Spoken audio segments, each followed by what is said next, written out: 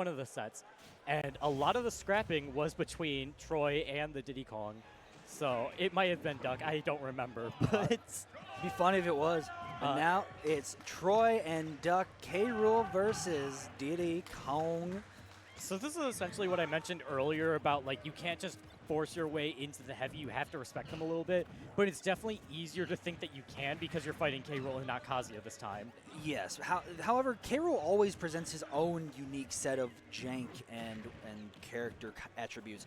Mainly in this case, I'm talking about belly armor. Belly armor is going to play a big factor in just like interrupting a lot of what duck190 is trying to do, as well as the fact that Troy can do that, give you a 2-foot salute and send you to the Shadow Realm.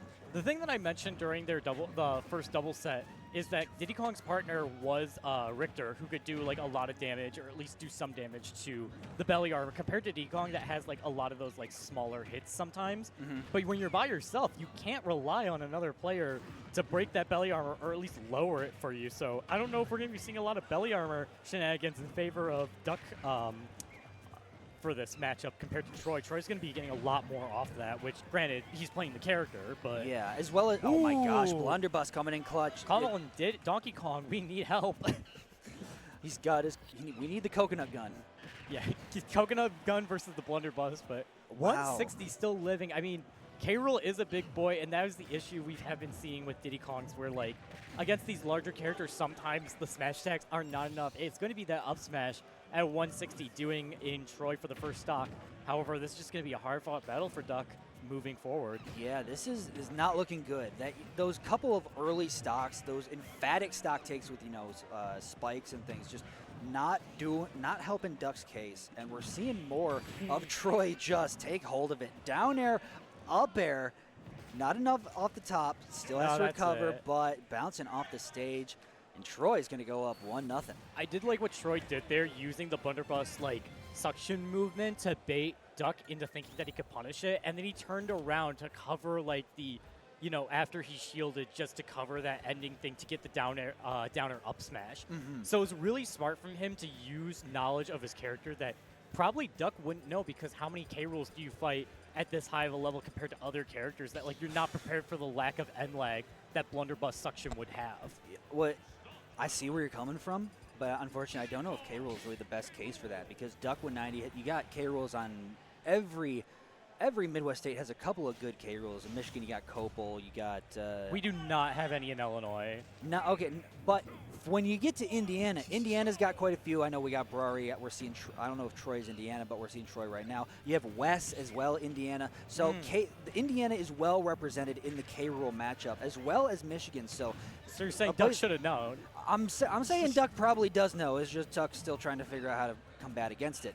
That's true. I mean, we did see a stage change here, moving to Town and City instead of PS2, so maybe this extra space will help out Duck in this set, and it's already looking like for the second game it already is, with a 50% lead.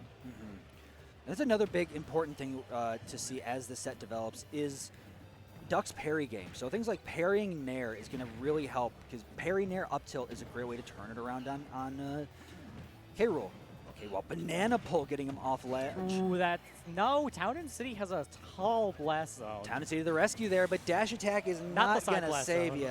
Yeah, the side blast zones are really narrow on the stage. Falling out of the F smash is horrible for Duck, as Troy is hanging on once again. I mean, we're seeing a lot during the double sets that Troy was just hanging on to stocks like it was nobody's business, and Duck's just been dealing with it. I mean, 160, K-Rool is just surviving hit after hit, and this extra credit's huge. Whereas we saw Soul benefiting a lot in the last set from banana shenanigans, we're not seeing any of that so far from duck190, as almost all of them are just either bouncing off shield or they're going into Troy's possession as he's throwing them back. I like the coverage with that down smash, just knowing that, like, okay, K-Rool's going to die at like 180 for sure from a down smash with a little bit of rage. Ooh, the belly armor. Yeah, once again, coming in clutch, and the trade with the monkey flip and the up tilt is going to be making Duck lose his second stock here. I mean, it was looking good at the beginning, but Troy has just been making a comeback, especially with hanging onto that first stock for such a long time, to Duck's detriment.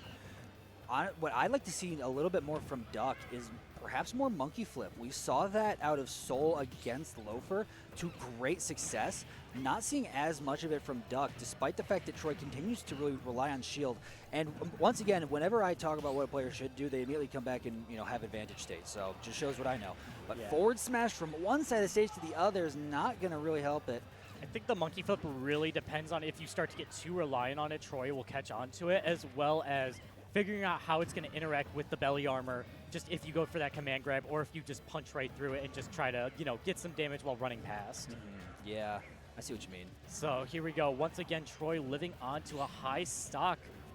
Once again, and just getting a read, but not quite. The banana saving Duck's life. We'll see if it saves him again as he's holding on, not pushing in too far because he knows that Troy can find a quick kill here with a burst dash attack, and that's going to be doing it for game 2 with Troy up.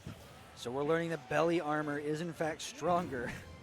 Yeah, the belly armor is really great, much to the detriment of Diddy Kong, just because you're not able to deal with it as well with Diddy Kong compared to having a character that helps you out. Peanut gun versus belly armor. He just pulled it out and was like, maybe. Nah, that's too much. But we are seeing the characters still stick with it. I really don't think it's a bad idea to stick with the characters. I always like sticking with characters, even if it's a horrible matchup that I don't like Cloud. But we are seeing the same stage at Town and City here. Yeah, Duck, a long-time Diddy Kong main. I don't know if they have another character in their back pocket to even pull to. But right now, I mean, I've seen Duck beat Copel, I've seen Duck beat Brari, I've seen Duck beat plenty of K-Rules before, so he knows he has it in him. But Troy is just looking like a different beast altogether, at least for those first 2 games, as the start to game 3 could spell a difference. I was going to ask if you see him beat Troy, but then I just saw him get a 0 to death, and it's like, okay, maybe this is possible. We have to see here as Duck wants to get extra credit, knowing that he has to get rid of those stocks early so that Troy doesn't live to 150 once again. But Troy is just going in, only taking 20% here. You wouldn't know that that first stock was a 0 to death if you didn't watch the stream already. But a 0 to death answered with a 23% stock in return. Troy answered back quickly, and now this game is pretty much back to even. One thing I do notice, and I think is pretty funny, is a lot of their neutral reversals involve them essentially just playing leapfrog backwards. Yeah, basically they nairs. just keep short hopping with their nairs back and forth. We're seeing here Duck once again take the lead from what he had previously. But yeah, I mean, they're just jumping back and forth, doing their nairs, doing their funny moves, just the combo starters, etc.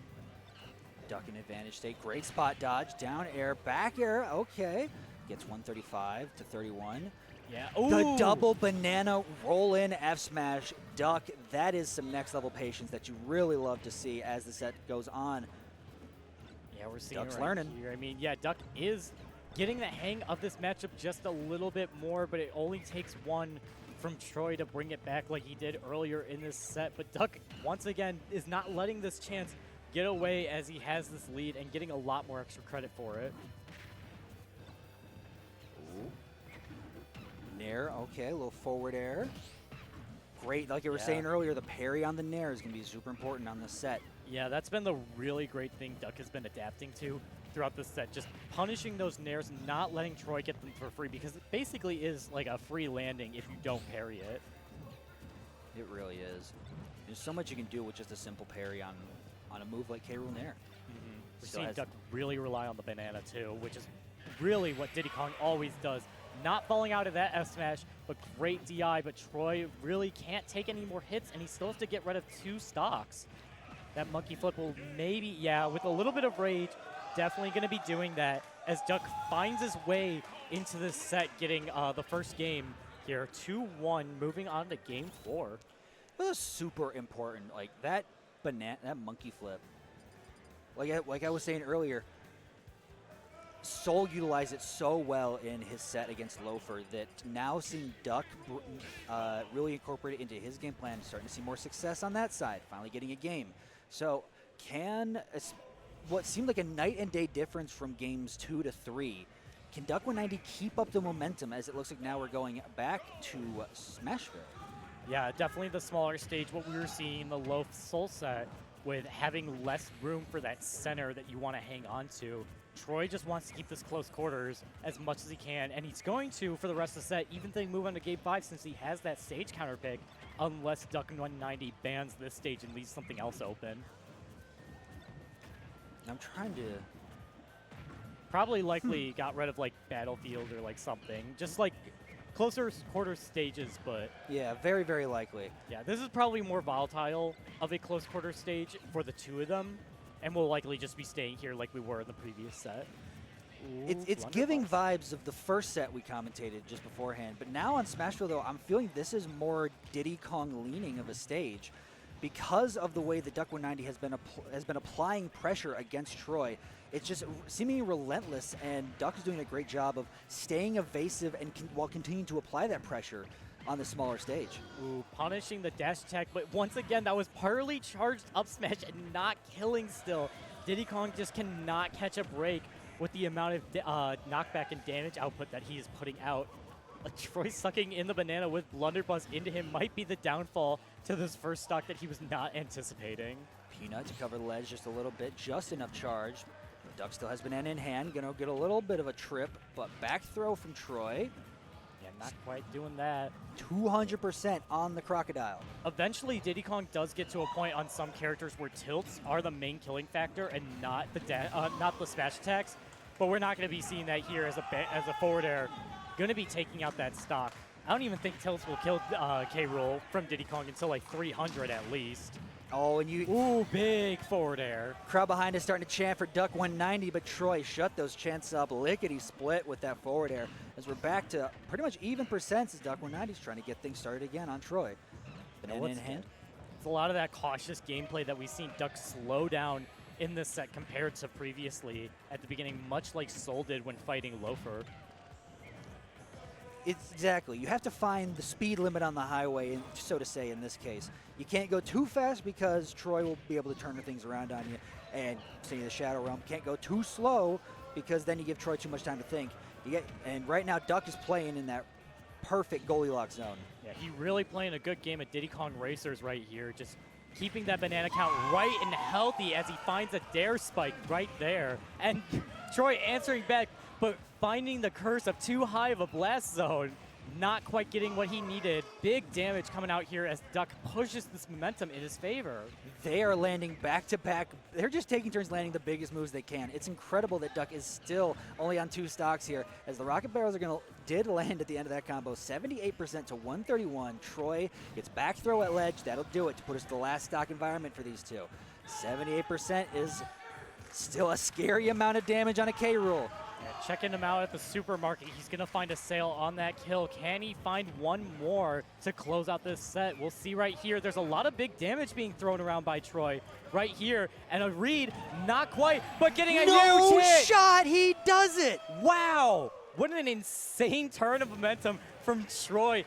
Not finding that one read, but still getting the setup of the dare into the F smash angled. What a huge big ending as he gets another kill and closes out the set. Oh, wow. I did not expect that to be, I didn't think that was going to be the ending, but like. I didn't think that was going to confirm. I didn't think it would land. I didn't think it would connect, but lo and behold, Troy showing me that it's a Rool player. So incredible. I feel like all my clips that I'm going to use for like Twitter or like future reels is going to be Rool F smashes because there was the double kill on stream earlier from Troy with a double KO F smash. Yeah. So it's that's me from South Bend Fight Club a couple years ago. It was just Oh, we got from last year. Jeez, that was last year. You got our next set coming up here. I see Raven King sitting down. Our Chicagoland GOAT coming up here. So very excited to watch more Raven King gameplay. Especially with Atana finishing up on mainstream.